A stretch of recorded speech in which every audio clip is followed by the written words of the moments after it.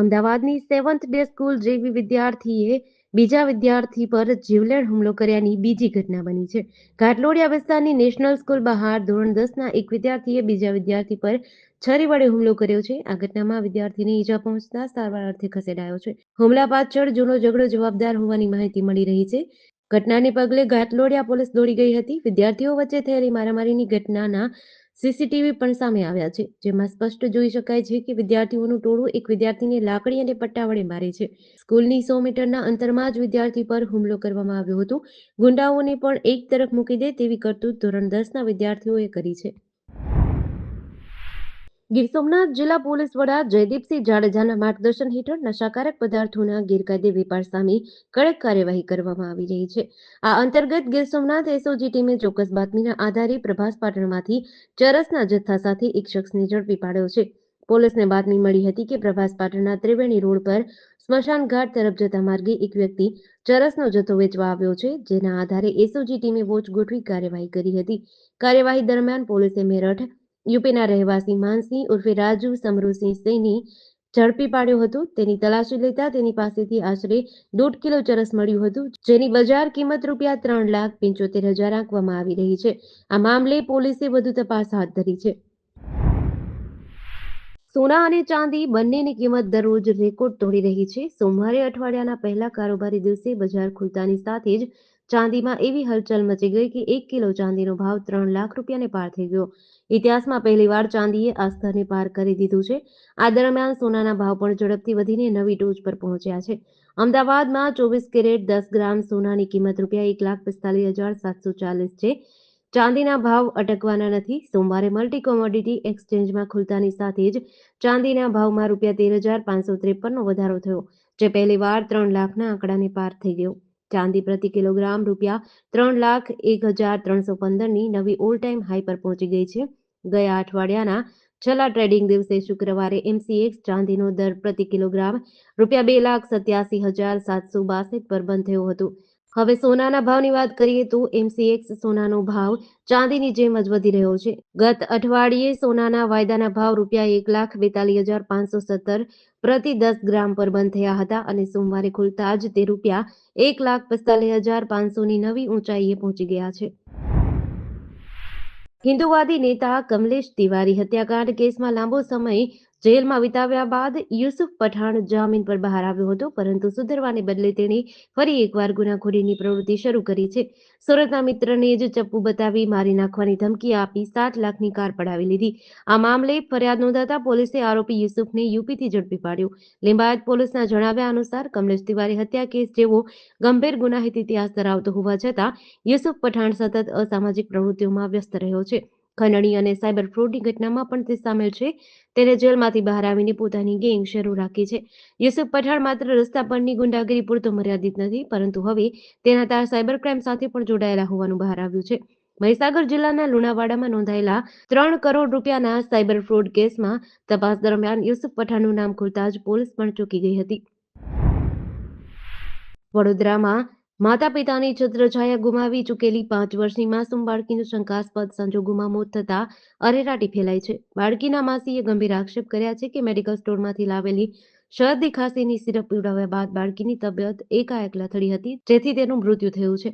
વડોદરામાં 5 વર્ષીય બાળકી ધ્યાની ઠક્કર વડોદરા ખાતે તેના દાદા દાદી સાથે રહેતી હતી. ત્યારે એ ખૂબ જ નાની ઉંમરે તેના માતા પિતા બંને ગુમાવી દીધા હતા. માતા પિતાની ગેરહાજરીમાં દાદા દાદી અને અન્ય સંબંધીઓ તેની દેખભાળ કરતા હતા. આ માસૂમ બાળકી પરિવારના સભ્યો માટે વહાલી હતી. ધ્યાનીને સામાન્ય શરદી અને ખાંસીની તકલીફ થઈ હતી. આથી તેના પિતરાઈ કાકા પોતાના મેડિકલ સ્ટોર પરથી શરદી ખાંસીની સિરપ લઈ આવ્યા હતા. બાળકીને આ સિરપ પીવડાવવામાં આવી હતી, પરંતુ થોડા જ સમયમાં તેની શારીરિક સ્થિતિ બગડવા લાગી. તબિયત વધુ લથડતા તેને તાત્કાલિક સારવાર માટે ખસેડવામાં આવી હતી. અમદાવાદના શીલજ રાંચરડા રોડ પર ગત મોડી રાત્રે નશામાં ધૂત એક કાર ચાલકે પૂર ઝડપે એક બાદ એક 9 વાહનોને અડફેટે લેતા ભારે અફરાતફરી મચી હતી. કિયા કારના ચાલક નીતિન શાહે દારૂના નશામાં સ્ટીયરિંગ પરથી કાબુ ગુમાવતા 2 વ્હીલર અને 4 વ્હીલર સહિતના વાહનોને જોરદાર ટક્કર આપી હતી, જેમાં વાહનોનો કચ્ચરઘાણ વળી ગયો હતો. સદનસીબે આમાં કોઈ જાનહાનિ થઈ નથી, પરંતુ વાહનોને નુકસાન થયું હતું. અકસ્માત બાદ રોષે ભરાયેલા સ્થાનિકોએ કાર ચાલકને ઝડપી પોલીસને સોંપ્યો હતો, જેના આધારે એમ ડિવિઝન પોલીસે અટકાયત કરીને વધુ તપાસ હાથ ધરી છે. રાજકોટ સેશન્સ કોર્ટ દ્વારા હત્યા કેસમાં આરોપી પિતાને આજીવન કેદની સજા ફટકારવામાં આવી છે. આરોપી બટુકભાઈ ચનાભાઈ કુકડિયાએ તેમના જ પુત્ર મહેશ બટુકભાઈ કુકડિયાની હત્યા નિપજાવી હતી. જે કેસમાં માતાની જુબાની ધ્યાન પર લઈ રાજકોટના અધિક સેશન્સ જજ આઈબી પઠાણ દ્વારા હત્યાના કેસમાં આરોપી પિતાને તકસીરવાન ઠરાવી આજીવન કેદની સજા અને ₹25,000નો દંડ ફરમાવ્યો છે. ગત તારીખ 10/3/2023ના રોજ ફરિયાદી રેખાબેન બટુકભાઈ કુકડિયાએ ભાડલા પોલીસ સ્ટેશનમાં ફરિયાદ નોંધાવી હતી. જેમાં તારીખ 9/3/2023ના રોજ પુત્ર મહેશ કુકડિયા કનેસરા ગામે પોતાની વાડીએ પાણી વાળવા ગયો હતો. ત્યાં વાવેતરની બાજુમાં સૂઈ જતો હતો. સવારના પાછો ન આવતા ફરિયાદી પોતાના દીકરાની તપાસ કરવા વાડીએ ગયા ત્યારે બ્લેન્કેટ ઊંચું કરીને જોયું તો તેના મોઢામાંથી લોહી નીકળતું હતું અને કપાળના ભાગે ચીરો પડી ગયો હતો. આ હત્યા ફરિયાદીના પતિ આરોપી બટુકભાઈ ચનાભાઈ કુકડિયાએ કરી હોવાનું જણાવ્યું હતું, જેના આધારે પોલીસે તપાસ હાથ ધરી છે. ભાવનગર શહેરમાં ઘોઘા રોડ પોલીસ પેટ્રોલિંગમાં હતી ત્યારે બાતમીના આધારે ખેડૂતવાસ વિસ્તારમાં રેડ કરી હતી. આનંદનગર મંગલ ચેરિટેબલ ટ્રસ્ટ સામે રોડ પરથી ગેરકાયદેસર ઇંગ્લિશ દારૂના જથ્થા સાથે સંજય ઉર્ફે કૌભાંડ બોડાભાઈ રાઠોડ ઝડપાયો હતો. આ મામલે પોલીસે પ્રોહિબિશન એક્ટ હેઠળ ગુનો નોંધી તપાસ હાથ ધરી છે. ભાવનગર શહેરમાં ઘોઘા રોડ પોલીસ પેટ્રોલિંગમાં હતી તે દરમિયાન બાતમીના આધારે શહેરના ખેડૂતવાસ વિસ્તારમાં કોળી જ્ઞાતિની વાડી પાસે રેડ હાથ ધરી હતી. આનંદનગર વિસ્તારમાં મંગલ ચેરિટેબલ ટ્રસ્ટ સામે રોડ પર સંજય ઉર્ફે કૌભાંડ બોડાભાઈ રાઠોડ ભાવનગર રહેવાસી બહારથી ઇંગ્લિશ દારૂ મંગાવી ગેરકાયદે વેચતો હોવાની બાતમી મળતા પોલીસે કાર્યવાહી કરી હતી. સૌરાષ્ટ્રની સૌથી મોટી રાજકોટ સિવિલ હોસ્પિટલ ફરી એકવાર ચર્ચામાં આવી છે. હોસ્પિટલના પટાંગણમાં અને વોર્ડની આસપાસ અસામાજિક તત્વોનો જમાવડો અને નશાખોરીની પ્રવૃત્તિ વધી રહી છે. ત્યારે આવી ગેરકાયદેસર પ્રવૃત્તિઓ બંધ કરાવવા માટે રોગી કલ્યાણ સમિતિના સભ્ય રાજાભાઈ ચાવડા દ્વારા પ્રદ્યુમનનગર પોલીસની જાણ કરાઈ હતી. જેને લઈ આજે પ્રદ્યુમનનગર પોલીસ દ્વારા ઓચિંતું ચેકિંગ કર્યું હતું, જેમાં બિનજરૂરી રીતે અહીં પડ્યા પાથર્યા રહેતા શખ્સોને શોધી કાઢ્યા હતા. પોલીસની આ કાર્યવાહીથી અસામાજિક તત્વોમાં ફફડાટ ફેલાયો છે. અગાઉ પણ સિવિલ હોસ્પિટલમાંથી દારૂની ખાલી બોટલો મળી આવવાની ઘટનાઓ બની ચૂકી છે.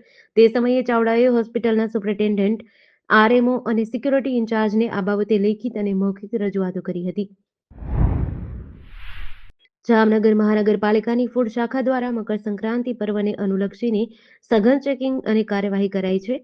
ગત સપ્તાહ દરમિયાન શહેરના 60 જેટલા સ્થળોએ તપાસ કરીને ફૂડ અને ખાવા પીવાના 60 નમૂના લીધા હતા. આ કાર્યવાહી અંતર્ગત શહેરની જુદી જુદી દુકાનો અને ખાદ્ય પદાર્થોનું વેચાણ કરતા 40 જેટલા એકમોમાં ચેકિંગ કર્યું હતું. અહીંથી ચીક્કી, તલ, રાજગરાના લાડુ, દેશી ગોળ, ફાફડા, જલેબી, ઓઇલ, બેસન અને ઊંધિયા સહિતના કુલ 40 ફૂડના નમૂના લઈ ટેસ્ટ માટે વડોદરાની ફૂડ એન્ડ ડ્રગ લેબોરેટરીમાં મોકલાયા હતા. આ કામગીરી કમિશનર ડીએન મોદીની સૂચના અને માર્ગદર્શન હેઠળ કરાઈ હતી.